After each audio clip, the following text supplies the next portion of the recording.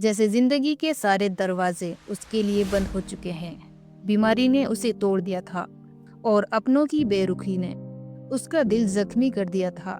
ससुराल वालों ने उसे बोझ समझकर घर से निकाल दिया और मायके में भी उसका कोई ख्याल रखने वाला नहीं था। रात के अंधेरे में वो सड़क पर चली जा रही थी। उसके कदम लड़खड़ा रहे थे, शरीर बुरी तरह से कांप रहा था और आंखों में सिर्फ अंधेरा था।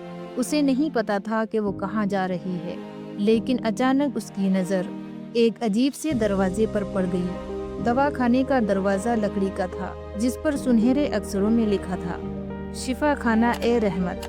लेकिन सबसे अजीब बात ये थी कि ये दवाखाना उसने पहले कभी नहीं देखा था, जबकि वो इस रास्ते से कई बार गुजर चुकी थी। दरवाज़ा हल्का सा खुला और अंदर से हल्की सी रोशनी बाहर आ रही थी।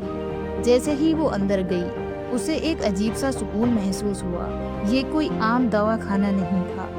अंदर एक मीठी खुशबू फैली हुई थी। दीवारों पर पुरानी किताबें रखी थी और बीच में एक पुरानी मेज पर तरह तरह की जड़ी बूटी रखी थी। सामने सफ़ेद कपड़े में एक हकीम बैठे थे। उसकी आंखें बहुत गहरी और पुरकशिश थी।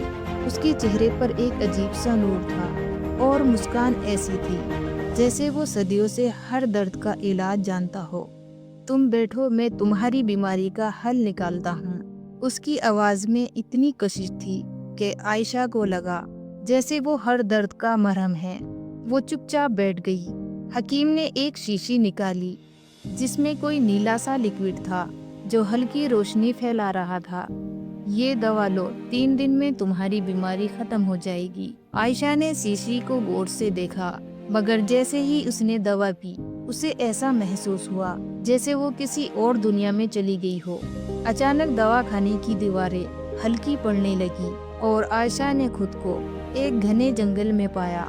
वो घबरा गई, लेकिन उसे तभी वही हकीम नजर आए, मगर इस बार उसके पीछे और भी लोग खड़े थे, लंबे चमत्कारी आंखों वाले और सफेद कपड़ों में लिपटे हुए। ये कौन है? आयशा ने घबराते हुए पूछा। हकीम ने हल्की आवाज में जवाब दिया, ये मेरे साथी हैं, मगर तुम्हारे लिए शायद इनका वजूद नहीं है। हम जिन्नात थे और ये दवाखाना कोई आम दवाखाना नहीं है, बल्कि ये जिन्नातों की दुनिया में मौजूद है। आयशा को एक झटका लगा, मगर मैं यहाँ कैसे आई? तुम्हारी तकदीर तुम्हें यहाँ तक लेकर आई है। हकीम ने कहा, ये शिफा खाना उन लोगों के लिए है जिन्हें दुनिया भूल चुकी है, जिनके पास कोई उम्मीद नहीं है। आयशा हैरान और डरी हुई थी, मगर वो अपने शरीर में पहले से ज़्यादा अच्छा महसूस कर रही थी। उसने हकीम से पूछा, अगर ये दवाखाना जिन्नातों का है तो कोई आम इंसान यहाँ कैसे आ सकता है? हकीम हल्का सा मुस्कुराया और बोला, ये दवाखाना सिर्फ उसी इंसानों को नजर आता है जिसे सच में ज़रूरत होती है, मगर यहाँ से वापस जाना हर किसी की बस की बात नहीं है। आयशा के दिल में डर दौड़ गया। क्या मैं यहाँ फंस गई हूँ? नहीं, अगर तुम चाहो तो वापस जा सकती हो, मगर एक शर्त है, हकीम ने कहा। आयशा ने कहा, कैसी शर्त? तुम्हें हमारी दुनिया का एक राज लेकर जाना होगा और उस दुनिया में बताना होगा। हकीम की आंखें गहरी हो गई। आयशा ने हिम्मत करके पूछा, क्या राज है? हकीम ने कहा, इंसान समझते हैं कि वो अपनी दुनिया में सब कुछ खुद ही संभाल रहे हैं, मगर सच्चाई यह है कि तुम्हारी दुनिया में हमारी दुनिया के कई राज छुपे हैं। कुछ जिन्नात भटकते रहते हैं, कुछ तुम्हारी मदद करते हैं और कुछ तुम्हें नुकसान पहुंचाने की कोशिश करते हैं। लेकिन सबसे बड़ा राज यह है कि जब कोई इंसान सच्चे दिल से दुआ करता है तो अल्लाह उसकी मदद के लिए हमें भेज देता है।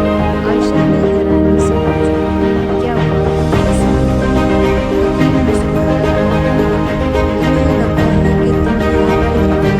नहीं, तुम्हारी दुआओं ने तुम्हें यहाँ तक पहुँचाया है और अब तुम ठीक हो। मगर दुनिया में जाकर बताना कि दुआओं की ताकत सबसे बड़ी ताकत होती है। अचानक आयशा को एक तेज रोशनी दिखाई दी और अगले ही पल उसने खुद को फिर से उसी दवाखाने के बाहर पाया।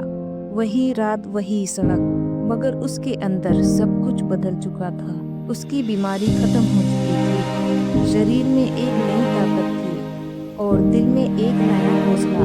وہ جان چکی تھی کہ اب اسے اپنی زندگی نئے سرے سے جینی ہے اور دنیا کو وہ راز بتانا ہے جو اسے جناتوں کے دواخانے میں ملا تھا۔ دوستو، اگر